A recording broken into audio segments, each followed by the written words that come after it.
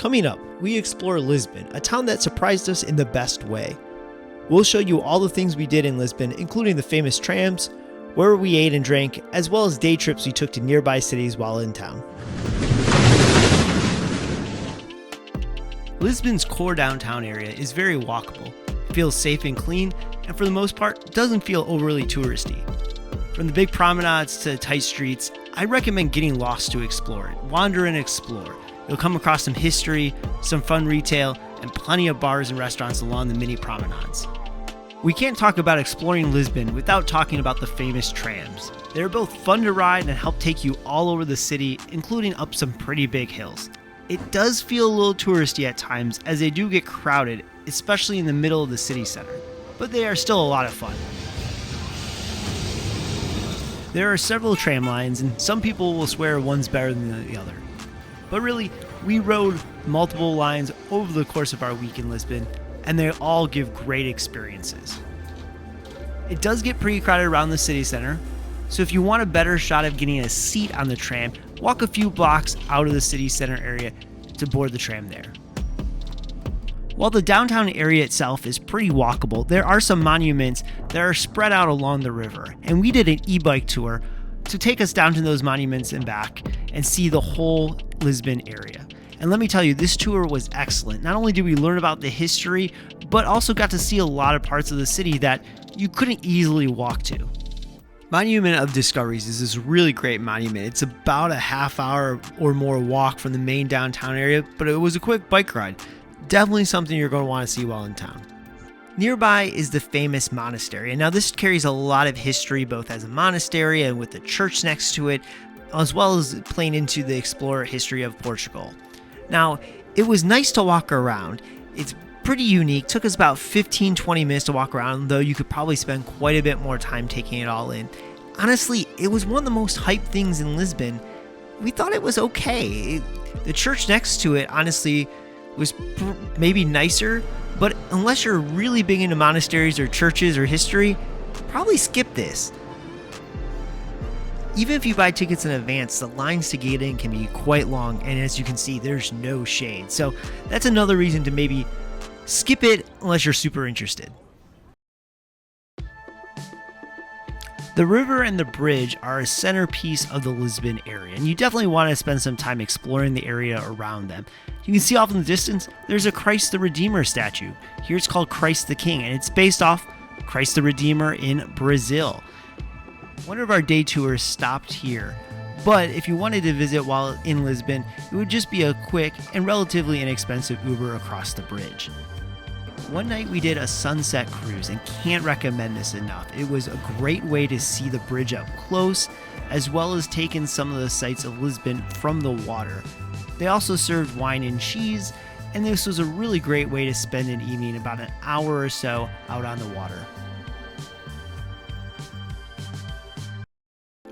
While in Lisbon, we did several day trips, and one of the most popular is to go out to Sintra to see this really awesome looking castle. Now you can see here it's covered in fog, but I promise you once you see the fog pull away, it is a colorful, awesome palace. Now we'll say a few things. It gets very busy. It is one of the most popular tourism destinations in Lisbon. So you can see here a giant line, and that giant line weaved its way throughout the entire castle. So bring your patience. You're basically walking behind someone the entire way. They don't really pulse it. The castle uniquely blends multiple architectural styles together and features countless rooms that the tour weaves through. But again, bring your patience. It will be a lot of waiting around as the tour group in front of you might slow down, and like I said, it's a single file line through most of the castle with no way to turn back. But the rooms, the overall experience is one of the top things to do. Just either get there first thing in the morning or get there later in the afternoon to beat the large rush of people. Our tour picked us up at our hotel in downtown Lisbon, and after stopping at the castle, we had a little bit of time to explore the town nearby and get lunch. And this was another great little town with cozy streets and multiple restaurants, and it was a great way to spend about an hour or two.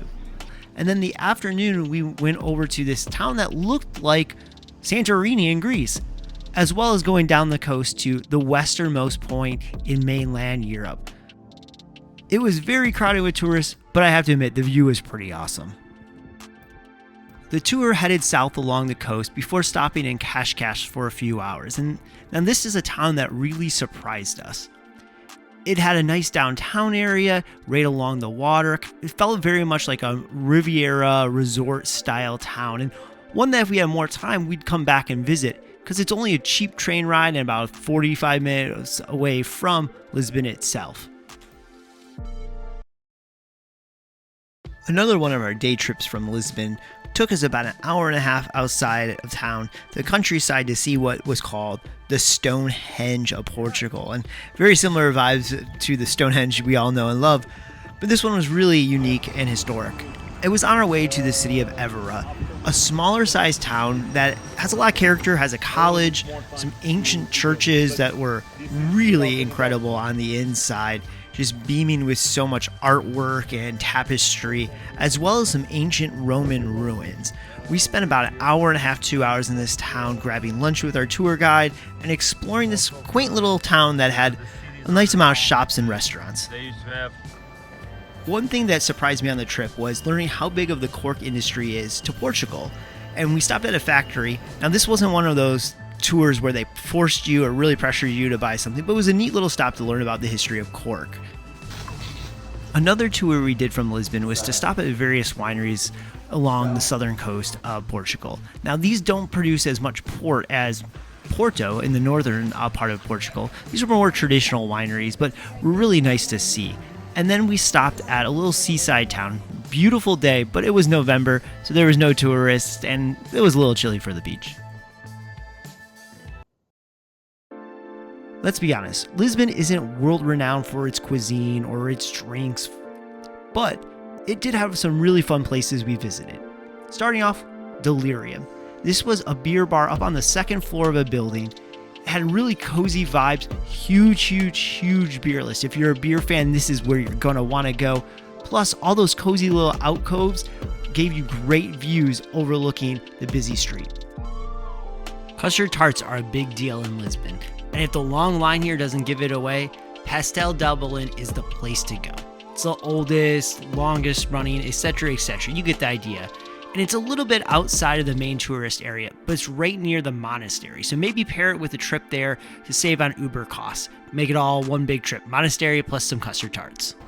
Landau is a cozy little coffee shop tucked not far away from most of the downtown activities. And it serves what most people said, and we agree with them, the best chocolate cake. Well worth a stop here if you want dessert. There's a lot of bars in Lisbon, but Foxtrot has to be on your must-do list. It's a little bit off the beaten path from the main downtown area. It took us about 20 minutes walking. It was a very safe and clean path. We did it at night, felt perfectly fine, and it was worth it. This place has like a speakeasy meets vintage vibe to it, really cozy with couches, but the cocktails were so good. It actually might be one of my favorite bars I've ever went to because the cocktails were that good and they were very reasonably priced. We're talking like 10 to 12 US dollars per cocktail. You'll see LX Factory mentioned all over town.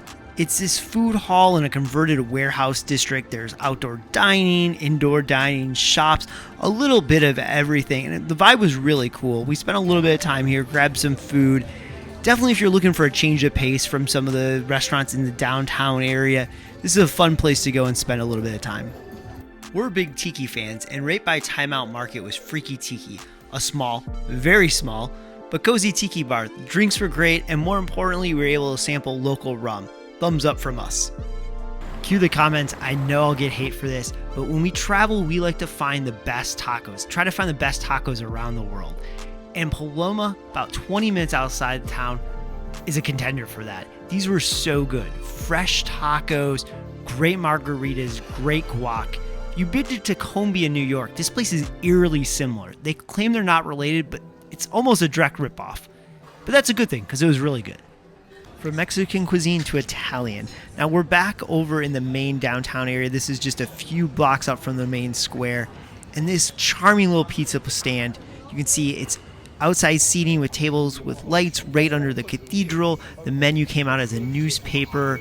This was really great pizza, so look it up if you're in the mood for pizza while in Portugal. We stayed just a few blocks out from the river in the main downtown area at Brown's Downtown Hotel. That's the official name. It goes for about $125 on average a night, it seems like, and it was well worth it. This felt like a much more expensive hotel. The room was big. We had all these windows that overlooked the main area of downtown. Just great views, great amenities. Highly recommend staying here. They also have a couple other sister hotels that I'm sure are equally as nice around town. Portugal, and Lisbon in particular, is getting a lot of hype these days around the travel community, and it's all well deserved. After spending a week here, we realized that the city is full of charm, full of unique character, great food and drink, and it's all very affordable, especially if you're used to traveling to other big European cities like Rome or Italy or London or Amsterdam. Lisbon will shock you how kind of cozy it feels while still providing that quintessential European experience.